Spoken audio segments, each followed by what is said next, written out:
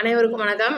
இன்னைக்கு பார்த்தீங்கன்னா காலையிலே முதலமைச்சர் விஜய் அவர்கள் ஒரு சூப்பர் சர்ப்ரைஸான ஒரு பதிவு ஒன்று போட்டிருக்காங்க. அதை பற்றி நம்ம வீடியோவில் பேசுவோம்.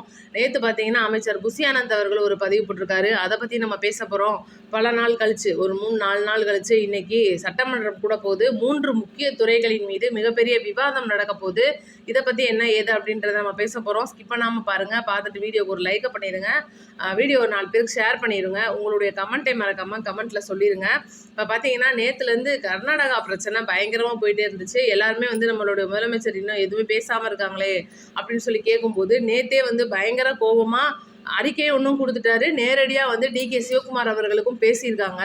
இதில் விஷயம் என்ன அப்படின்னா, மிகப்பெரிய ஒரு உண்மை வெளியில் வந்திருக்கு. கர்நாடகாவின் மிகப்பெரிய ஒரு போலித்தனம் அப்படின்றத தாண்டி கர்நாடகாவுடைய முதலமைச்சர் இவ்வளோ பெரிய ஒரு அரக்கராக இருப்பார் அப்படின்றது இப்போ நேற்று தான் தெரிய வந்திருக்கு. ப்ரெஸ் மீட்டில் டிகே சிவகுமார் அவர்கள் பேசுகிறத நம்மளுடைய தமிழக தொலைக்காட்சியில் அதே கன்னடத்தில் ஒளிபரப்பு பண்ணாங்க.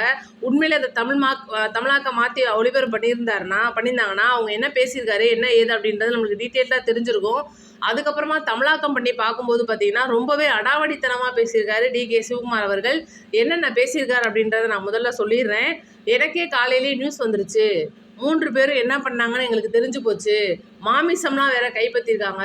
அப்போ அப்படித்தானே சுடுவாங்க அப்படின்ற மாதிரியான ஒரு பதிலை கொடுத்துருக்காரு. இன்னைக்கு நான் நேற்றே சொன்ன மாதிரி அந்த 3 விவசாயிகளும் தப்பே பண்ணியிருக்காங்க அப்படின்னா கூட அவங்கள பிடிச்சி வைக்கணும், என்ன ஏதுன்றதை விசாரிக்கணும். வேற நாட்டு எல்லைக்கு போனால் கூட அவங்க உடனே சுட்டு கொல்ல மாட்டாங்க. சில விசாரணைகள்லாம் இருக்கும். ஆனால் பார்த்தோன்னே நீங்கள் சுட்டிருக்கீங்கன்னா தமிழர்கள்னு தெரிஞ்சுதானே சுட்டிருக்கீங்க அப்படின்னு வரும்போது தமிழர்கள்னு தெரிஞ்சுதான் நாங்கள் சுட்டோம் அப்படின்னே சொல்கிறாங்க. ரொம்பவே இலக்காரமாக பேசுகிறாங்க. கேட்டால் நாங்கள் மாமிசம்லாம் எடுத்திருக்காங்க, அவங்க மான் வேட்டையாட போயிருக்காங்கன்னு சொல்லிட்டு மிகப்பெரிய அளவில் ஒரு விஷயத்தையும் சொல்கிறாப்புல. அப்போ டிகே சிவகுமாரை இன்றைக்கி என்ன பண்ணலாம்? அவருடைய சும்மாவே கர்நாடகா இங்கே தண்ணி தர மாட்டேன்றாங்க. கர்நாடகாவுக்கும் தமிழ்நாட்டுக்குமான ஒரு பஞ்சாயத்து மிகப்பெரிய அளவில் நீண்டுக்கிட்டே போகுது. இதை பற்றி நம்ம நிறையா பேச வேண்டியிருக்கு. ஒட்டுமொத்த அரசியல் கட்சிகளும் பார்த்திங்கன்னா கொந்தளிச்சுக்கிட்டு இருக்காங்க. பேசுவோம், அதை நம்ம இன்னும் விரிவாகவே பேசலாம். அடுத்து பார்த்திங்கன்னா நம்ம புஷி ஆனந்த் அவர்கள் சொன்ன ஒரு மிகப்பெரிய விஷயம். நேற்று தான் மிகப்பெரிய ஒரு அளவில் ஒரு பதிவு போட்டிருக்காரு. என்னன்னா, மக்களை உதவிக்கு அழைச்சிருக்காரு. நீர்வளத்துறை அமைச்சராக இருக்கிற புஷி ஆனந்த் அவர்கள் வரக்கூடிய மழைக்காலங்களை தடுப்பதற்காக இப்போவே பார்த்தீங்கன்னா தூர்வாரும் பணிகள் மற்றும் சமப்படுத்துகிற பணிகள், ஆற்றுகளில் பார்த்தீங்கன்னா தடுப்பணை கட்டுறது, இன்னும் நிறைய விஷயங்கள் நீர்வளத்துறை சார்பாக கொஞ்ச நாள்லேயே அதிகமாக வேலை இறங்கி செஞ்சுட்டு இருக்காங்க. ஏன்னா சென்னை அப்படின்ற ஊரெல்லாம் பொறுத்த வரைக்கும் பார்த்தீங்கன்னா மிகப்பெரிய அளவில் மழை நீர் அந்த பஞ்சாயத்து உங்களுக்கு மழை பெஞ்சோடனே வந்துடும்.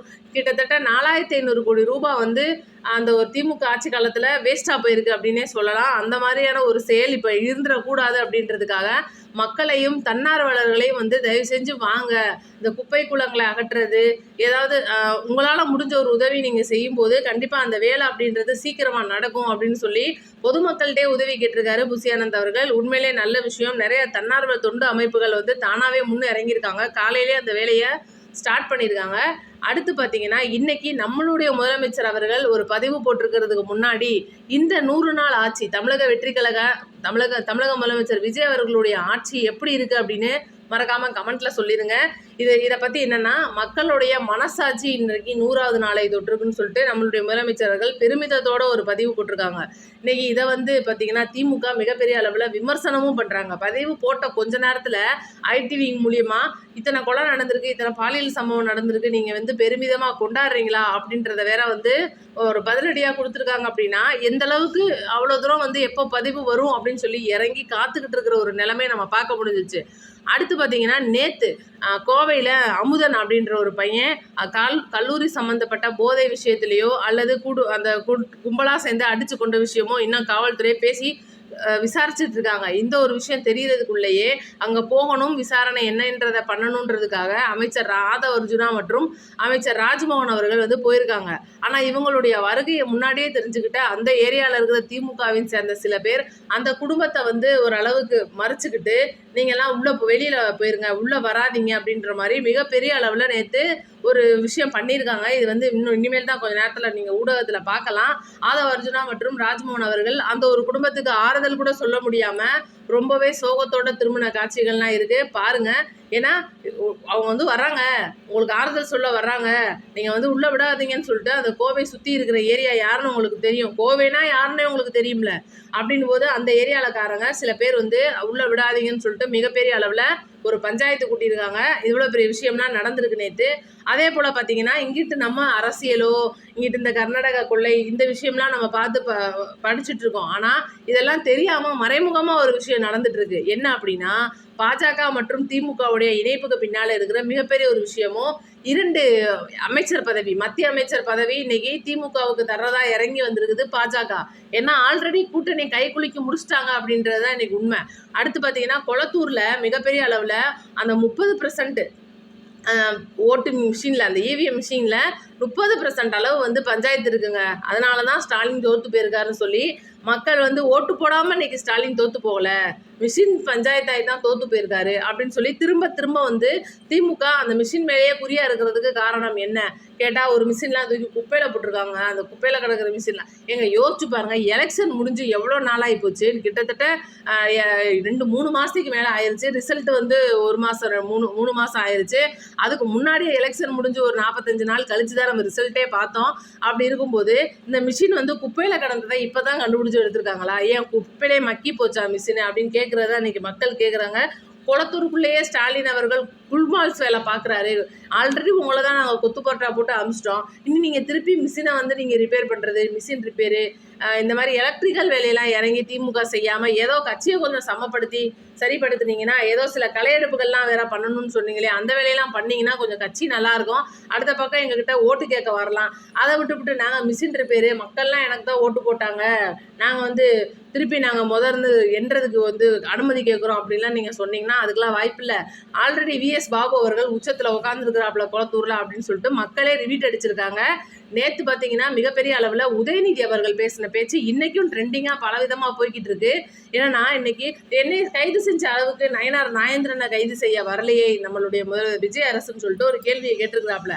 அப்போ அவரே வந்து சொல்கிறாரு, ஆல்ரெடி என்னை கைது பண்ணினது பொம்பளை விஷயத்துக்கு தான் அப்படின்னே சொல்கிறாரு. ஆனால் மக்கள்கிட்ட மீண்டும் மீண்டும் விவசாயிகளுக்காக தான் என்னை கைது பண்ணாங்க, விவசாயிகள் தான் எங்களை வந்து இந்த மாதிரி சொல்லியிருக்காங்கன்னு சொல்லிட்டு விவசாயிகளுக்கு நான் பேசினனால தான் என்னை வந்து கைதே தொட்டிருக்காங்க அப்படின்ற விஷயத்தையும் உதயநிதி மீண்டும் ஒருக்கா மக்கள்கிட்ட வந்து பொய்யான ஒரு விஷயத்த சொல்லியிருக்காரு. இதை நம்மளுடைய முஸ்தபா அவர்கள் நேற்று மதுரை மத்திய தொகுதியில் முஸ்தபா அவர்கள் வந்து ஒரு விஷயம் பேசியிருக்காரு. அதாவது இணைப்பு விழா, முஸ்லீம் பெண்கள் நிறைய பேர் வந்து இஸ்லாமிய பெண்கள் நம்மளுடைய தமிழக வெற்றி கழகத்தில் இணைந்த ஒரு விழாக்கு அப்புறமா முஸ்தபா அவர்கள் பேட்டி கொடுத்துருக்காரு. உதயநிதிலாம் ஒரு டம்மி பீஸுங்க, அவரை போய் நீங்கள் கணக்கில் எடுத்துகிட்டு இருக்கீங்க, இப்படி தான் மேடையாக போட்டு பலவிதமான பொய்களை சொல்லிகிட்டு இருப்பாங்க, இவங்களெல்லாம் நீங்கள் கணக்கில் எடுத்துக்காதீங்கன்னு சொல்லிட்டு ஒரு காமெடித்தனத்தையும் பண்ணி விட்டுருக்காரு. அடுத்து இன்றைக்கி சட்டமன்றம் கூட போகிற ஒரு விஷயம் அப்படின்றது, சட்டமன்றத்தில் இன்றைக்கி 3 துறைகளின் மேலே விவாதம் நான் சொன்னேன் பார்த்தீங்களா. என்னென்னா மின்வாரியத்துறை மற்றும் ஆல்ரெடி வந்து சுகாதாரத்துறை மற்றும் வருவாய்த்துறை ஏற்கனவே வந்து நிதிநிலை பட்ஜெட்டு மற்றும் வேளாண் பட்ஜெட்டை மிகப்பெரிய அளவில் விவாதம் பண்ணி முடிச்சிட்டாங்க. மின்வாரியத்துறையிலையும் வருவாய்த்துறை மற்றும் சுகாதாரத்துறையில் மிகப்பெரிய அளவில் ஒரு பட்ஜெட் மீதான விவாதம் இன்னைக்கு யோசிச்சு பாருங்க. மின்வாரத்துறை அப்படின் போது இன்னைக்கு நிர்மல்குமார் அவர்களுக்கு ஏற்கனவே பல விஷயத்தில் செக் வச்சுக்கிட்டு இருக்காங்க.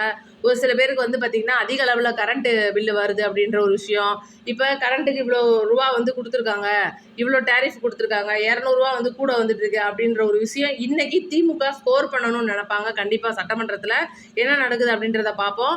அடுத்து வருவாய்த்துறை மேலே மிகப்பெரிய அளவில் ஒரு விவாதம் நடக்க போகுது. வருவாய்த்துறை அப்படின்னாலே ஏன்னா எப்படி பார்த்தாலும் ஒரு துறையை முடிச்ச கையோட அடுத்த துறைக்கு போகிறதுக்கே நேரம் ஆயிரும். சுகாதாரத்துறை மற்றும் மின்சாரத்துறையை முடிக்கிறதுக்கே இன்றைக்கி சட்டசபை வந்து கொஞ்சம் இழுத்துரும். பார்ப்போம். திமுகவுடைய கோரிக்கையான அந்த 2 மணிக்குள்ளே சட்டசபையை மூடுங்கன்னு சொல்லிட்டு ஒரு கோரிக்கை. ஏன்னா பலவிதமான பேஷண்ட்டுகள் உள்ளே உட்காந்துருக்கோம், சட்டுப்புட்டுன்னு முடிங்கன்னு சொல்லியிருக்காங்க. அதனால் என்ன பண்ணுறாங்க நம்ம முதல்வர் அவர்கள்னு பார்ப்போம். இன்றைக்கி 100வது நாளை பற்றி உங்களுடைய கமெண்ட்டை சொல்லிடுங்க. நன்றி, வணக்கம். அடுத்த வீடியோவில் சந்திப்போம்.